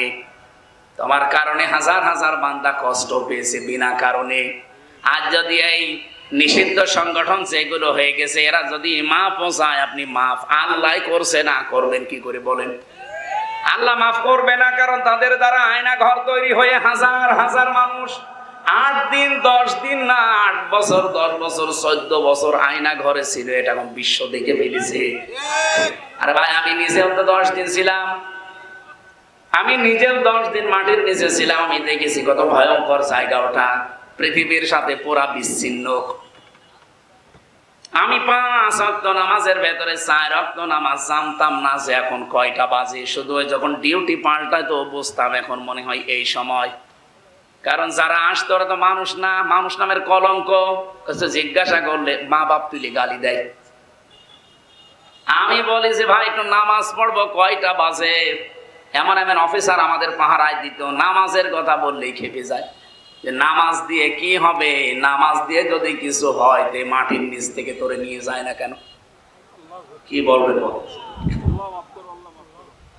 এমনি পতন হয়েছে ওদের, আল্লাহর আরশ পর্যন্ত কেঁপে গেছে। 4 ওয়াক্ত নামাজ আমি নিজে বলছি, এই যে কোরআন আমার সামনে, আমি নিজে 4 ওয়াক্ত নামাজ আন্দাজে পড়েছি। আমি জানি না কোন দিকে পশ্চিম, আমি জানি না কোন দিকে কেবলা, কারণ আমার পেছনে হাত হ্যান্ডকাপ দিয়ে বাঁধা, আমার মাজায় দড়ি লাগিয়ে ওরা টাঙিয়ে রাখার চিন্তা করেছিল 11 ঘন্টা। আমার চোখ তো কালো কাপড় দিয়ে বাঁধা, মাটির নিচে শুধু ছলছল করে আওয়াজ হয় পানির। আমার মনে হয় পাশ দিয়ে কোনো ড্রেন ছিল। এমন জায়গায় আমি জানতাম না যে এখন কোথায় আছি। আমার তো তাও 10 দিন পরে জেলখানায় দিয়ে দিল। কিন্তু ব্যারিস্টার আরমান 8 বছর একাধারে একটা ঘরে কাটিয়েছে। আপনি নিজেকে একটু দাঁড় করান তো, ওই জায়গায় কেমন লাগে আপনার? 8টা বছর 10টা বছর একটা মানুষ পড়ে আছে, এমনকি নিজের নাম সে ভুলে গেছে। আমাকে যেদিন ওখান থেকে বের করে কোর্টে চালান করে আমি দেখেছি ওই দেওয়ালের সাথে কেউ বড় বড় নখ দিয়ে খুশিয়ে খুশিয়ে লিখে রেখেছে, ভাইরা কেউ যদি বাইরে যেতে পারেন এই নাম্বারটায় জানাবেন যে আমি অমুক বেঁচে আছি। এখনো পর্যন্ত অনেকে জালেমের সাফাই গায়ে যে কি করেছে বাবু, কি করেছে আপনার সাথে তো করেনি, আমার সাথে করেছে আমি জানি। এরকম চেয়ার দেখিয়েছিল আমারে। এই যে আয়না ঘর আবিষ্কার হওয়ার পরে যে চেয়ার দেখেছেন ওটা তো কারেন্টের শর্ট দেওয়া চেয়ার, ওটা তো ঘোরে। আর আমার যে চেয়ারে বসিয়েছে আমি নিজে এই চেয়ারে হাতের সাথে পায়ের সাথে ক্লিপ লাগানো, গলার সাথে এমনিতেই কালো কাপড় দেওয়া, ক্লিপ লাগানো। একবার টিপ দেবে, একবার টিপে আপনি 1 মিনিটে 120 বার কাঁপবেন, মাথার মগজ উলটপালট হয়ে যায়। এতটুকু শেষ করে দিলে তো বাঁচি না। আমারে নিয়ে এসেছিল এই নখ তোলার জন্য, যে একটা টিপ দিয়েছে মাত্র। আজ পর্যন্ত 4.5 বছর চলছে। 3 বছর তো জেলে ছিলাম আর 1 বছর বের হয়ে গেছে। এই 4.5 বছরে এখনো নখটা আমার ভালো হয়নি। এই দেখেন একটা চাপ শুধু। কিন্তু আমার আগে একজনকে নিয়ে গেল ছাত্র দলের এক ভাইকে, ওরে এভাবে মেশিং দিয়েছে। আমারে বলছে হুজুরে যে এটা দিয়ে নখ তুলি আমরা। এখানে হাতের সাথে আর পায়ের সাথে মেশিং লাগিয়ে শুধু একটা টিপ দেবে, একবারে নখগুলো সব উঠে চলে আসবে। আরে ভাই নখ উঠে গেলে ছেড়ে দে না, ওর উপর আবার লবণ ছিটিয়ে দেয়। আমার রাগটাকে এমনি মনে করছেন। আপনি নিজেকে ওই জায়গায় একটু 3 বছর দাঁড় করান তো আপনার কেমন লাগে? আমি তো যোগাযোগ বিচ্ছিন্ন ছিলাম, জানি না যে বাইরে কেউ বেঁচে আছে না মরে গেছে। কারণ আমার সিসি ক্যামেরা দিয়ে রেখেছিল, কেউ আমার সাথে যেন কথা না বলে। 3টা বছর আমি জানি না আমার মা বাবা আছে কিনা। জেল থেকে বের হয়ে শুনলাম আমার দাদা মরে গেছে, আমার নানি মারা গেছে, আমার চাচাতো ভাই মরে গেছে, অথচ একটাও আমি জানতাম না। কারারক্ষীরা যদি জিজ্ঞাসা করে যে ভাই বাইরের খবর কিছু জানেন, ও মা বাপ দুইলে গালিগালাজ দেয়। কারণ যাদের দায়িত্ব পেতাম একটাও তো মুসলমান না। সুব্রত বালা, অসিত কুমার, দেবদুলাল, আশিক রায়, এর নাম শুনেই বোঝা যাচ্ছে শয়তান। ওর কাছে তো আলেম সালেম নেই, সবই ওর কাছে সমান। আরো আলেমের নাম দেখলেও ঘৃণা করে। রিমান্ডে আমারে যারা সব চাইতে বেশি অত্যাচার করেছে, আমার মাথার চুল থেকে পায়ের তালু পর্যন্ত 1 ইঞ্চি জায়গা বাকি নেই যেখানে ওরা টর্চার করে নাই। এই জন্যই তো আজকে কাঠের চেয়ারে বসতে পারি না। এটা আমি বালিশ দিয়ে নিয়েছি এমনি না। কাঠের চেয়ারে বসলে আমার 10 মিনিট পরে ব্যথা আরম্ভ হয়ে যেত। এমন টর্চার করেছে, এটা বউ ছাড়া কাউকে দেখানো যায় না।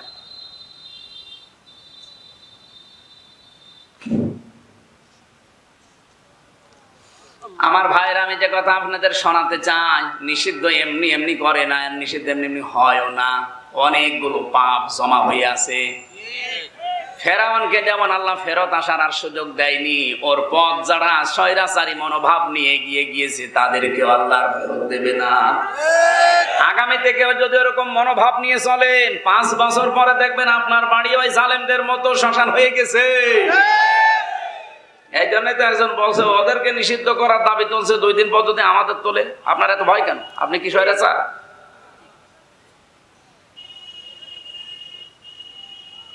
সূরা সফ থেকে যে আয়াতটা পড়েছি, বুনিয়ানুম মারসুস, এমন একটা গুরুত্বপূর্ণ শব্দ এটা। এই পৃথিবীতে 2টা কাতারকে আল্লাহ সবচাইতে বেশি পছন্দ করে। কয়টা? 2টা কাতারকে আল্লাহ সবচাইতে বেশি ভালোবাসে। আল্লাহ নিজের নজর দিয়ে তাকিয়ে রাখে। 1 নাম্বার কাতারের নাম নামাজের কাতার, 2 নাম্বার কাতারের নাম জিহাদের ময়দানের মুজাহিদদের কাতার। সেই কাতারের শব্দ থেকেই পাকিস্তান যেটা ছেড়ে দিয়েছে ওইটার নাম বুনিয়ানুম মারসুস।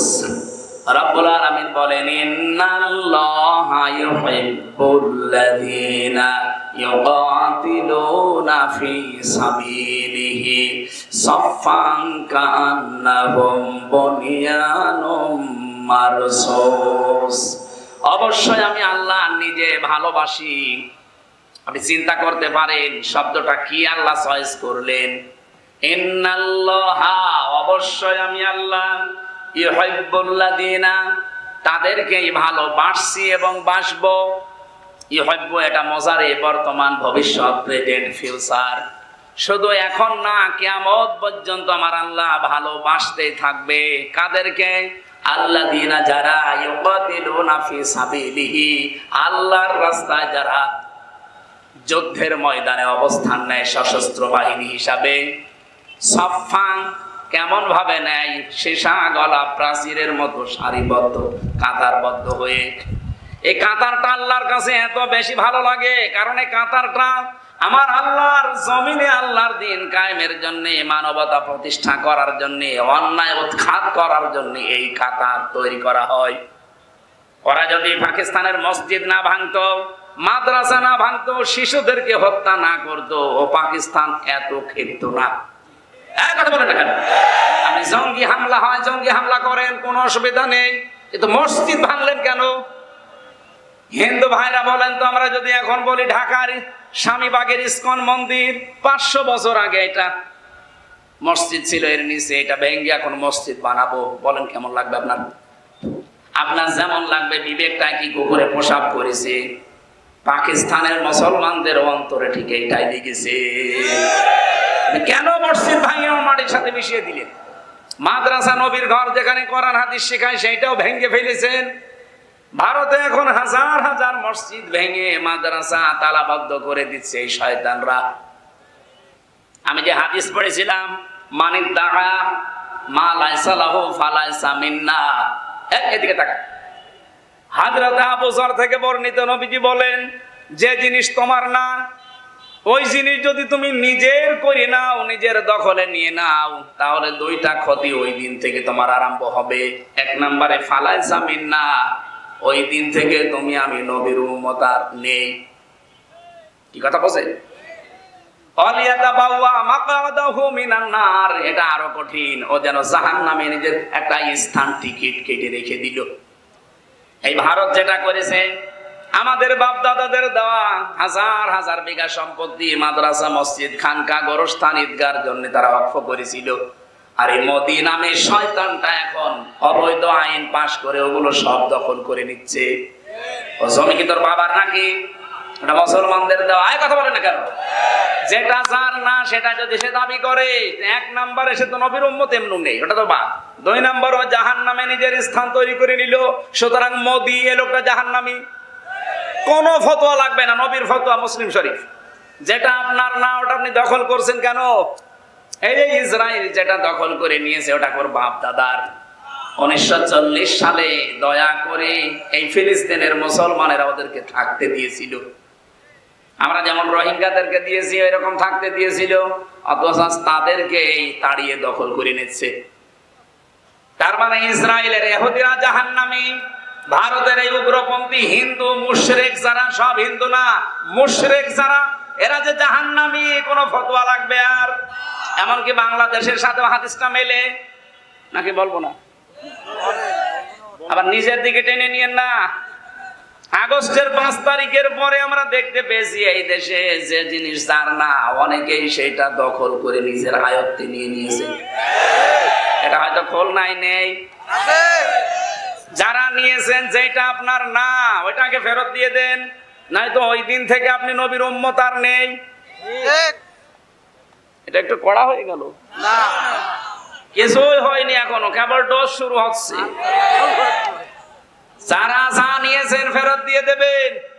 হ্যাঁ, এখানে একটা অপশন আছে হাদিসের টিকায়, এই যে ফা আছে না মাঝখানে, ফালাইসা মিন্না।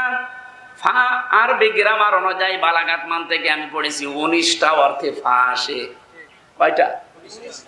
এর 13 নাম্বার কায়দায় দেখবেন একটা কায়দা লেখা আছে, উপরে বর্ণিত কোন শব্দ যদি আপনার সাথে মিলে যায়, পরের যেটা আল্লাহ এবং রসুল বলতে চাই মাস্ট বি ওটা আপনার উপরে কার্যকর হবে।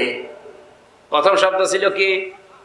মানিদ দাগা, এখানে টান আছে, মানিদ দাগা মা লাইসা লাহু। এই যে হাদিস এখানে আছে, আমি নোট করে এনেছি একেবারে বাংলা ভাষায়। দাঁড়ান আপনাকে পড়ে পড়ে শোনাই। অনেকে মনে করবেন যে হুজুর মনে হয় বানাচ্ছে, আমার নিজের বানানো কথা না।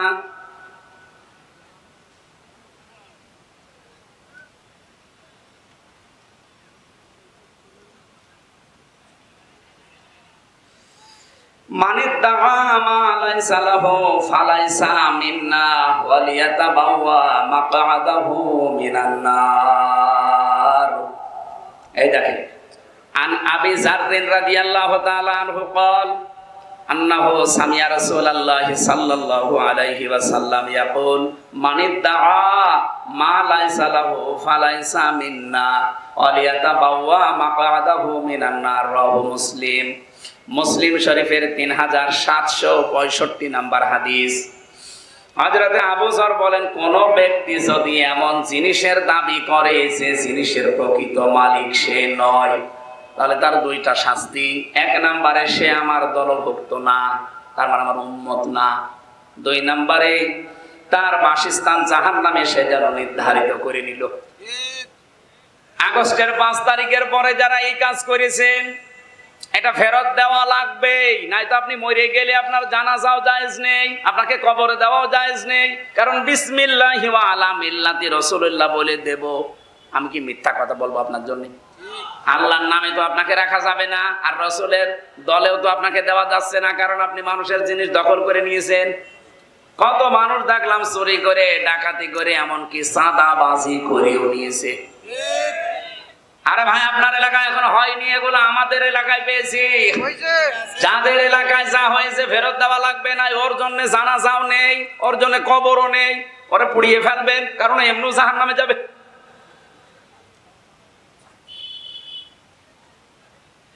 আমি বললাম না টিকায় একটা কথা আছে যে হাদিসের টিকায় পড়বেন, মুসলিম শরীফের যে নাম্বার বললাম টিকা পড়বেন। আমি দেখেছি নবীজি বলেন, হ্যাঁ, যদি কোনো জিনিস তোমার হাতছাড়া হয়ে যায়, তোমার দখলে ছিল কিন্তু ওইটা কেউ কেড়ে নিয়েছিল, ওইটা যদি আবার তুমি ফেরত পাও, তাহলে এই হাদিসের যে শাস্তি আছে তার আওতা মুক্ত থাকবে।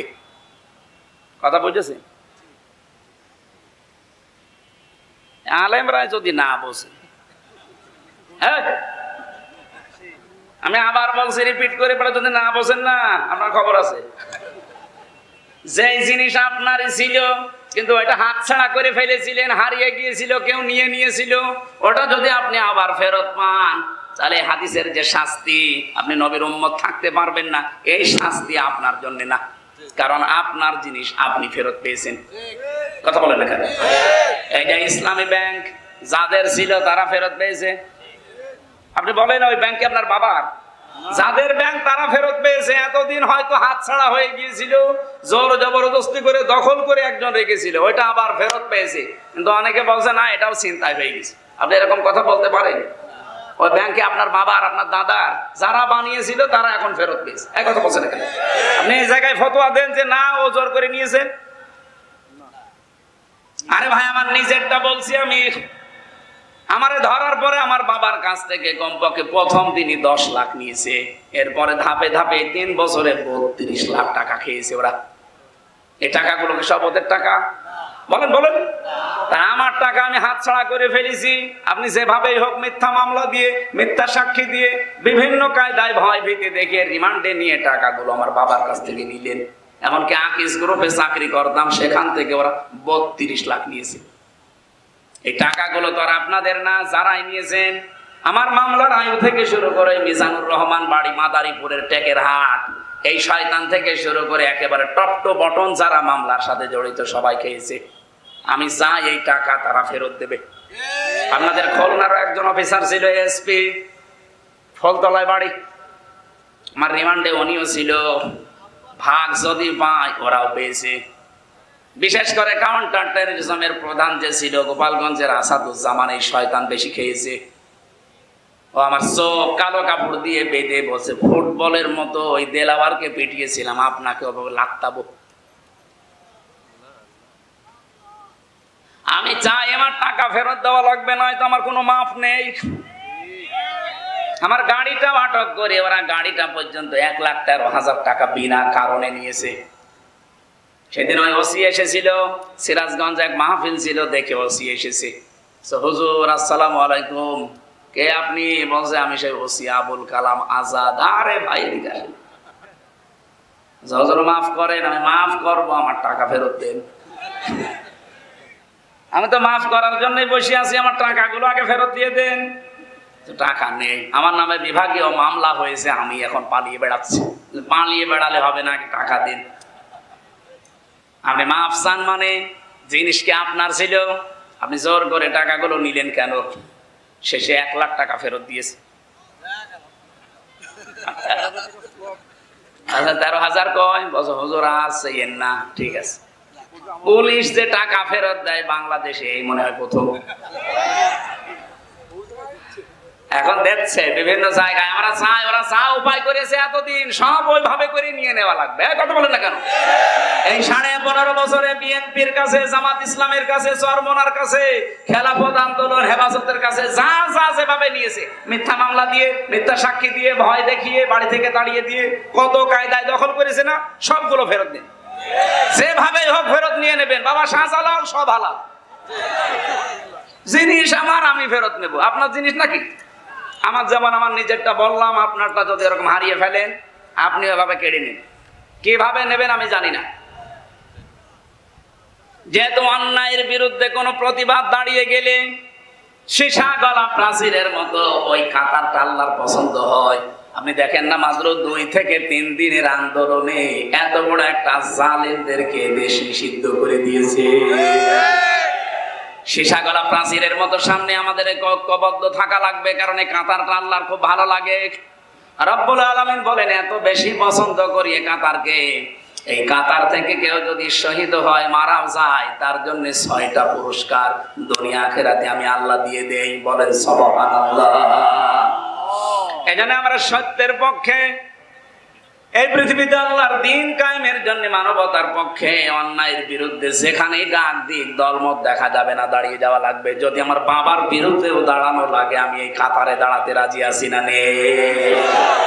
ইন্নাল্লাহা ইউহিব্বু, আল্লাহ বলেন আমি ভালোবাসি, বাসবো। এই ইউহিব্বু শব্দ দিয়ে আপনি আরেকটা আয়াত পাবেন রাসূল সংক্রান্ত।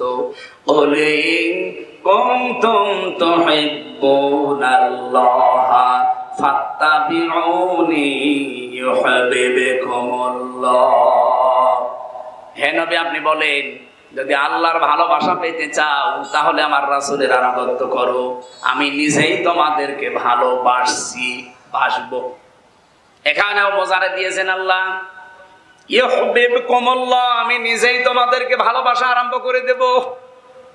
এখানে আমার শব্দের দিকে খেয়াল করে, যেটা আমি পেয়েছি, আলেমরা হয়তো এভাবে চিন্তা ভাবনা করে না, আমি পেয়েছি আপনি রসুলকে শুধু ভালোবাসলেই, মহব্বত করলে আল্লাহ ভালোবাসবে, বিষয়টা এমন না। এখানে তাবউন আছে, তাবাইন, তাবউন মানে দেখে দেখে চলা।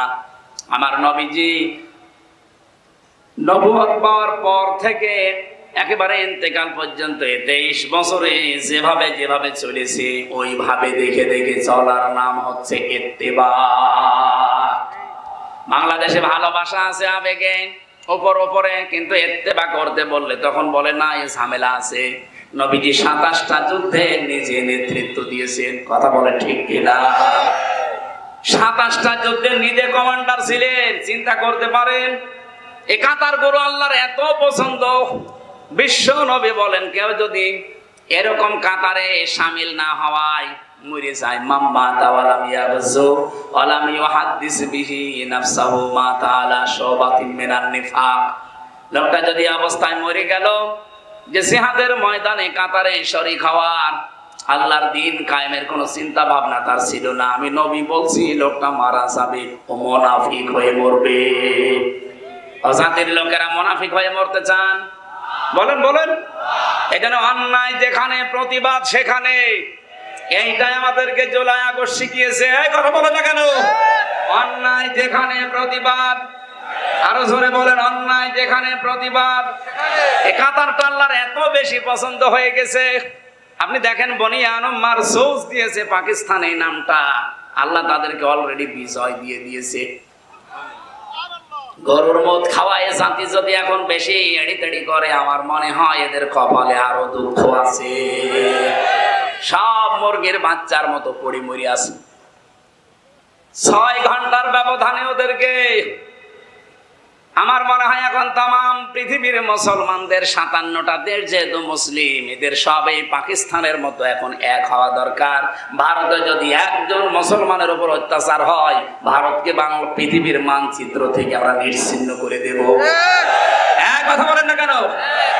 এই দেশে আমরা হিন্দুদেরকে যেমন আমানতে রেখেছি, ভারতে মুসলমান ভাইদেরকে আমানতে রাখা লাগবে। আপনি অত্যাচার করবেন মানে পৃথিবী আপনার বাবার নাকি? পৃথিবীর সবার জন্য বসবাসের উপযুক্ত জায়গা আমরা করতে চাই। যে ওরা আজকে শান্তির পথে ফিরে আসার জন্য প্রতিশ্রুতি দিয়েছে, যুদ্ধবিরতি চেয়েছে, ডক্টর মোহাম্মদ ইউনূস পর্যন্ত আজকে ধন্যবাদ জানিয়েছে, ঠিক আছে। কিন্তু আগামীতে যদি কোনো মুসলমানদের উপরে আবার অত্যাচার করে, এই জঙ্গি, এই সন্ত্রাসী, এই গরুর মদ খাওয়া জাতির কোনো ক্ষমা নেই। এটা করাও সম্ভব। শুধু পাকিস্তানের মতো বাংলাদেশ, মুসলিম দেশ যতগুলো আছে 57টা, এই সীসা গলা প্রাচীরের মতো শুধু এক থাকা লাগবে। এই জন্য আল্লাহ দিয়েছেন কান্নাহুম বুনিয়ানুম মারসুস। এই সফ, এই কাতার এত বেশি আমার পছন্দ হয় যারা সীসা গলা প্রাচীরের মতো ঐক্যবদ্ধ হয়ে দাঁড়িয়ে যায়। এ বাংলাদেশে আমরা এরকম একটা কাতার, এরকম একটা প্রাচীর চাই। এক কথা বলেন না কেন? নারী কমিশনের মতো সামনে যদি কোনো কমিশন উল্টা পাল্টা কোন রিপোর্ট দিতে চাই, এরকম দলমত নির্বিশেষে কাতার হয়ে যাওয়া লাগবে। আর আপনি বিশ্বাস করবেন, এই কাতারকে আল্লাহ সবচাইতে বেশি ভালোবাসে। আর একটা কাতার আছে যে কাতারকে আল্লাহ খুব বেশি ভালোবাসে, ওটা নামাজের কাতার। এই জন্য নবীজি জানিয়েছেন, নামাজে দাঁড়ালে যার জন্য কাতার বাঁকা হবে, পুরা গোনা তার হবে। এমনকি নামাজে যদি কাতার বাঁকা হয়ে যায়, তার অন্তর পর্যন্ত আল্লাহ বাঁকা করে দেয়, সে আর হেদায়েত পাবে না। বাংলার মুসলমানেরা আজ আমাদের দেশে যেহেতু নামাজ আছে কিন্তু নামাজের কাতার নেই। প্রশ্ন আসতে পারে, এত কাতার দিচ্ছে প্রতিদিন 5 বার করে, যে কাতার নেই মানে এ কাতার সে কাতার না। কোরআনে কারীম জানিয়েছে ওয়াকিমুস সালাতা ওয়া আতুস যাকাতা ওয়ারকাউ মা'আর রাকিবিন। সূরা বাকারার 43-44 নাম্বার আয়াতে আছে, এই পৃথিবীতে যারা নামাজ কায়েম করে আর যাকাত দিয়ে দেয়, আমি আল্লাহ বলছি 3 নম্বরে তাদের আরেকটা গুণ হবে, তারা রুকুকারীদের সাথে রুকু করবে কাতারবদ্ধ হয়ে জামাতে। বলেন তো আয়াতের ভেতরে বিধান পেলাম আমরা একটা একটা করে 3টা। 1 নম্বরে ওয়াকিমুস সালাতা, যারা নামাজ কায়েম করবে, খুলনাবাসী নামাজ কায়েম করার দায়িত্ব কি আমির হামজার? কার? আল্লাহর মানে নামাজ কায়েম করার দায়িত্ব রাষ্ট্রের। এজন্য কোরআনে কারিমে যেখানে নামাজ কায়েমের কথা দেখবেন, আল্লাযীনা ইম্মাক্কান্নাহুম ফিল আরদি আকামুস সালাহ, যাদেরকে রাষ্ট্রীয় ক্ষমতা আমি দেই তারা যদি মুসলমান হয় তাদের প্রথম দায়িত্ব তারা নামাজের বিল আনবে। আরো জোরে বলেন। তাহলে নামাজের বিল এটা তৈরি করার দায়িত্ব রাষ্ট্রের। এখানে সামনে 300 এমপি হবে বাংলাদেশে। 151 জন এমপি যদি এই বাংলাদেশে কোরআনে কারিম বুকে নিয়ে এবার প্রবেশ করতে পারে, তাহলে প্রথম সংসদ অধিবেশনে তারা বলবে, মাননীয় স্পিকার, আমরা নামাজের বিল চাই। কথা বলে দেখানো। স্পিকার যদি বলেন হাত তোলেন, এই 151 জন যারা কোরআন বুকে নিয়ে প্রবেশ করেছিল ওরা যদি একবারে হাত তুলতে পারে, ওই দিনই নামাজ বাংলাদেশে কায়েম হয়ে যাবে। ওই দিন থেকে 18 কোটি মানুষ এদেশে নামাজ আদায় করবে। আপনি হয়তো ভোট দিয়েছিলেন এই মানুষকে নামাজ কায়েমের জন্য, একটা 18 কোটি মানুষ নামাজ পড়লে যে সওয়াব পাবেন প্রতিদিন ওই সওয়াব আপনিও পাবেন। এটা যদি আমি বানিয়ে বলি, আলেমদেরকে জিজ্ঞাসা করেন, সূরা নিসা 5 নাম্বার পারা 10 নাম্বার পৃষ্ঠা 11 নাম্বার লাইনের 85 নাম্বার আয়াতের প্রথম অংশে আছে। এত দলিল দিয়েও যদি কারো মন খারাপ হয়, যদি বলেন না ওইদিকে টেনে বলছেন, এদিকে আসেন, আসেন, কানের নিচে এমন জোরে 2টা দেব আপনি সব বুঝে ফেলবেন। এত ভেঙে ভেঙে আয়াত নাম্বার, পারা নাম্বার, পৃষ্ঠা নাম্বার, লাইন নাম্বার বলে দিয়েও যদি এর মন খারাপ হয়, ওকে মানুষ না আবু জেহেল? আবু জেহেল এত খারাপ ছিল না। আবু জেহেল চুরি করে কোরআন শুনতে যেত, আরে এত দলিল দিয়েও মানতে চাই না। আরে ভাই, নামাজ কায়েমের কথা বললে আপনার গায়ে আগুন ধরে। এটা তো আমার দায়িত্ব না, এটা দায়িত্ব সরকারের।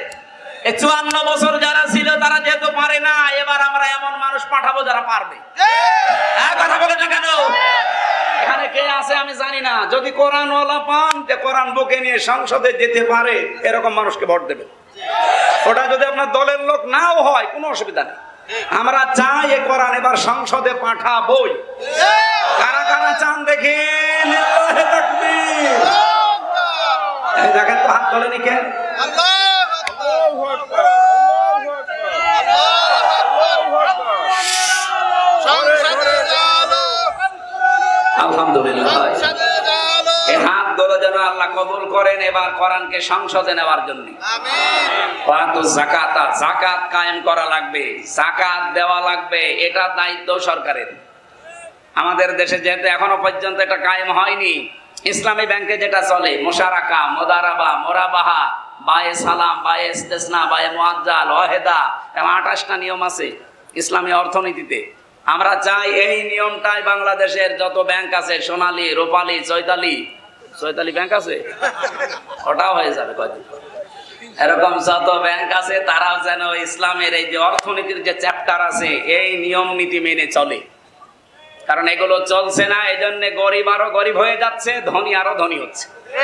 আর এটার দায়িত্ব পালন করবে রাষ্ট্র। কে? ওই সূরা হজের ওই যে 41 নম্বর আয়াতের পরের অংশে এটা আছে, আল্লাযীনা ইম্মাক্কান্নাহুম ফিল আরদি আকামুস সালাতা ওয়া আতাবুজ যাকাত। এজন্য আমাদের উচিত হচ্ছে এরকম কিছু তৈরি করে সামনে এগিয়ে দেওয়া, যে মানুষগুলো নামাজের বিল আনবে, যাকাতের বিল আনবে, অন্যায় কাজগুলো আইন পাশ করে বন্ধ করে দেবে, চাঁদাবাজি, দুর্নীতি, ঘুষ খাওয়া, সুদ খাওয়া, এই কথা বলে না কেন? আর ভালো ভালো কাজ যেগুলো আছে সেগুলো আইন পাশ করে করে জারি করে দেবে। এ দেশটা মিনি জান্নাত হয়ে যাবে। আর কাউমার রাকিঈন, রুকুকারীদের সাথে রুকু করো, জামাতবদ্ধ হয়ে নামাজ পড়ো। আর জামাতবদ্ধ হয়ে নামাজ পড়তে গেলে কাতার লাগে। আমরা চাই পৃথিবীর এই 257টা দেশ, মুসলিম দেশ আছে 57টা, এরা যদি এই নামাজের এই কাতারের শিক্ষা নেয়। পাকিস্তান যেমন বনিয়ান ও মার্সোস নিয়ে আজ গমত খাওয়াদেরকে একেবারে নাস্তানাবুদ করে দিয়েছে, বিশ্বের মুসলমানেরা শুধুমাত্র এই কাতারটা শিক্ষা নিক, নামাজের কাতারের, দেখেন সব টাইট হয়ে যাবে বিশ্বে। নামাজের কাতারে যারা যেতে চান না, অনেকে নিজে নিজে নামাজ পড়েন, বাড়িতে নামাজ পড়েন, এখানে নামাজ পড়েন না। ওয়ামুর আহলাকা বিস-সালাতি ওয়াসতাবির আলাইহা লা নাসআলুকা রিজকা নাহনু নারযুকুকা ওয়াল আকিবাতু লিত-তাকওয়া। রব্বুল আলামিন সূরা তাহার 132 নম্বর আয়াতে জানিয়েছেন, হে নবী আপনি নিজে নামাজ পড়েন আর পরিবারস্থ লোকদেরকে নামাজে বাধ্য করেন, আদেশ দেন। কারণ আপনার কাছে রিজিক আমি চাই না, রিজিক আপনাকে আমি দান করি। শুভ পরিণাম অপেক্ষা করছে মুত্তাকি বান্দাদের জন্য। আমরা যেহেতু রাষ্ট্রে এখনো নামাজ কায়েম পাইনি, পেয়েছি? বলেন বলেন। এখানে যে জায়গায় আছি ঈমানকে টিকিয়ে রাখার জন্য আল্লাহর দরবারে এই কাতারে যদি আপনি পছন্দনীয় হতে চান, ভালোবাসার বস্তু হতে চান, পাত্র হতে চান, তাহলে পরিবার থেকে শুরু করেন, নামাজের কাতার যেন ঠিক থাকে। যে এলাকায় নামাজ আমরা পড়ি, মসজিদের কাতারগুলো যেমন সোজা হয়, আমাদের ব্যক্তি, পরিবার, সমাজ এবং রাষ্ট্রের কাতার যা আছে ওখানেও যেমন সমান আমরা সোজা থাকি। এই কাতারের শিক্ষা আমরা পরিবারে, সমাজে, রাষ্ট্রে নিয়ে যাব। এই কাতারের ভেতরে ইমাম সাহেব ভুল করলে যেমন ভুল ধরা হয়, মুসল্লি ভুল করলে তাকে শুধরে দেওয়া হয়। কাতার থেকে বাইরে যে যদি দেখেন আজকে জেনার বিচার, আপনি সবাই এক হয়ে যাবেন। সারা বাংলাদেশ যদি এরকম এক হয়ে যায়, আওয়ামী লীগের মতো এই দেশেও সব নিষিদ্ধ হয়ে যাবে। আমার কুষ্টিয়ার হালসা আমার গ্রামের বাড়ি। আমি জেলে যাওয়ার আগে 20 সালে একটা ফতোয়া দিয়েছিলাম, জেনার ফতোয়া। কিন্তু ওই সময় আমার হাতে কিছুই ছিল না, ব্যাগ ও কোনো সাপোর্ট ছিল না, যদিও এখনো নেই। জেনার বিচার যেটা আছে, আমি রায় দিলাম, যে ফতোয়া দিলাম এইটা, যে জেনার বিচার হচ্ছে যদি সাক্ষী প্রমাণ হয়ে যায় তাহলে মাটির নিচে গেড়ে আপনি পাথর মেরে মেরে ফেলবেন যদি বিবাহিতা হয়, আর যদি অবিবাহিত হয় তাহলে 80টা বেত্রাঘাত করেন। যেহেতু তারা দুইজনেই বিবাহিতা, সাক্ষ্য প্রমাণ সবই ধরা পড়ে গেছে, তারা নিজেরাও স্বীকার করেছে। বলেন তো এই জায়গায় বিচারটা যদি রাষ্ট্রে ইসলাম থাকতো, ওদেরকে সঙ্গে সার করা হতো না হতো না? আর আমি ফতোয়া দিয়ে চলে আসলাম, যদি ওই জায়গায় বিচার কার্যকর করে আসতাম, আমার মনে হয় ওই মহিলাকে সঙ্গে সার করার আগে আমারে করত। পুলিশে তার পরের দিনে আমার ধরে বলতো, হুজুর এদেশে ইসলাম কি রাষ্ট্রীয় অবস্থায় আছে? আপনি ফতোয়া পর্যন্ত দেন, কার্যকর করতে গেলেন কেন? আসেন আপনাকে সঙ্গে সার করি। আমরা আগে আগামীতে চাই, আমাদের পেছনে যেন আমাদের এই কোরআনের ব্যাকআপ থাকে। এদেশের প্রত্যেকটা কেন্দ্রীয় মসজিদের ইমাম হবে, খতিব হবে একজন বিচারপতি। যেমন কাবা শরীফের বিচারপতি যিনি আব্দুর রহমান সুদাইসি, উনি শুধু কাবার ইমাম না, উনি বিচারপতিও। উনি যেটা রায় দেবে ওইটাই ওদের আইন। আমরাও এটা এদেশে চাই না, এমনি অন্যায় বন্ধ হয়ে যাবে। কাতার সোজা করার শিক্ষা হচ্ছে এইটা। আজ আমরা নামাজের কাতারের শিক্ষা পরিবারে, সমাজে, রাষ্ট্রে যদি নিয়ে যেতে পারি, এই কাতারটা আল্লাহর সবচাইতে বেশি পছন্দ। এই দুইটা কাতার যেহেতু আল্লাহ ভালোবাসেন, পছন্দ করেন, এই দুই কাতারে থাকতে রাজি নেই আমরা? বলেন বলেন। মেয়েরা যারা এসেছেন স্বামীকে উদ্বুদ্ধ করবেন সৎ পথে থাকার জন্য, অবৈধ পথে যাওয়ার জন্য উদ্বুদ্ধ করলে আপনার হাসর হবে লূত নবীর স্ত্রীর সাথে। এক কথা বলেন না কেন? আমার এলাকার একটা ঘটনা আমি পড়েছিলাম, দেখেছিলাম নিজে। এই লোকটা কোনো কাজ কারবার ছিল না, তার বউটাও বাজার করে জোয়া খেলে, বাজার থেকে এই যে টাস খেলে, জোয়া খেলে টাকা পেয়েছে, বাড়িতে বাজার করে নিয়ে গেছে 2 ব্যাগ। ওর বউ ডাক দিয়ে বলছে, দেখো কোথায় পেলে?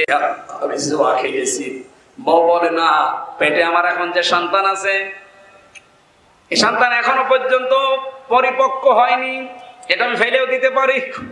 তুমি যে হারাম খাবার নিয়ে আসলে, এটা খেয়ে যেটা আসবে এটা জন্মগত ভাবে হারামজাদা হবে। কথা বলেন না কেন? এটা জন্মগত ভাবে হারামখোর হচ্ছে না। দরকার তুমি এই সমস্ত কাজ কারবার ছাড়বা, নাইতে আমারে বাদ দিবা। কয়েক মাসের ভেতরে সে পরিবর্তন হয়ে নিজেকে কন্ট্রোলে নিয়ে এসেছে, এখন কাজ করে খায়। মেয়েরা যারা এসেছেন, আপনাদের শুধু নামাজ পড়া, রোজা রাখা, কালো বোরকা পরা ইবাদত না, স্বামীকে দিনের পথে চালানোর জন্য ওই মহিলার মতো কঠোর হও, ইবাদত।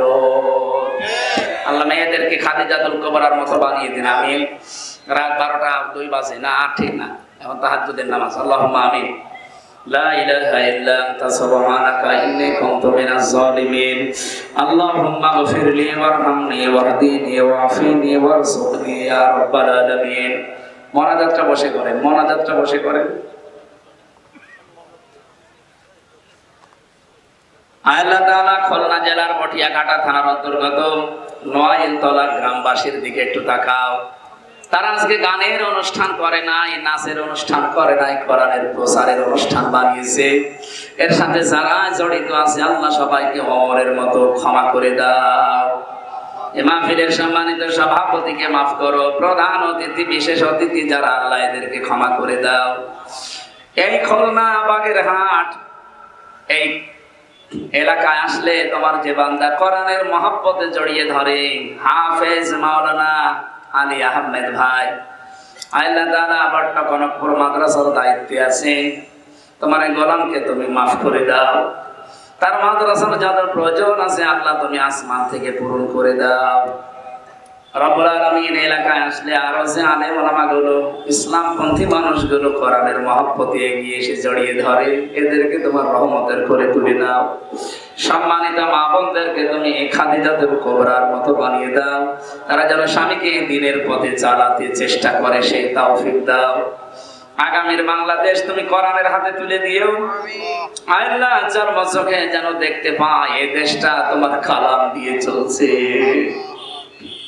এই খুলনা বটিয়াঘাটা নোয়াইলতলা এলাকার যত মানুষ কবরে আছে, কোরআনের এই ইজ্জতে তুমি তাদের চিরতরে মাফ করে দাও।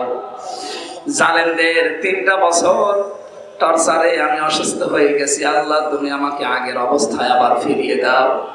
আমার শরীরটা সুস্থ রাখো, কণ্ঠটা ভালো রাখো, দুনিয়ার যত বিপদ আপদ আছে আল্লাহ তুমি দূর করে দাও। আল্লাহুম্মা গফিরলি ওয়ারহামনি ওয়াহদিনি ওয়াফিনি ওয়ারযুকনি ইয়া রাব্বাল আলামিন। এই মাহফিলের যত স্বেচ্ছাসেবক দেখলাম যারা অ্যাক্টিভ হয়ে কাজ করছে, এদেরকে যে মা পেটে নিয়েছে মায়ের পেট তুমি ধন্য করে দাও। প্রশাসনের যারা দায়িত্বে আছে তাদেরকেও কবুল করো আল্লাহ। দেশটা সুখ শান্তি সমৃদ্ধি দিয়ে ভরে দাও। আল্লাহুম্মা আনসুর ফি ইখওয়ানানা পাকিস্তান, আল্লাহুম্মা আনসুর ইখওয়ানানা ফিলিস্তিন, আল্লাহুম্মা আনসুর ইখওয়ানানা হিন্দুস্তান, আল্লাহুম্মা আনসুর ইখওয়ানানা বাংলাদেশ। আলহামদুলিল্লাহি রাব্বিল আলামিন। মরণের সময় যেন এই কথা একবার হলেও বলতে পারি, লা ইলাহা ইল্লাল্লাহু মুহাম্মাদুর রাসূলুল্লাহ।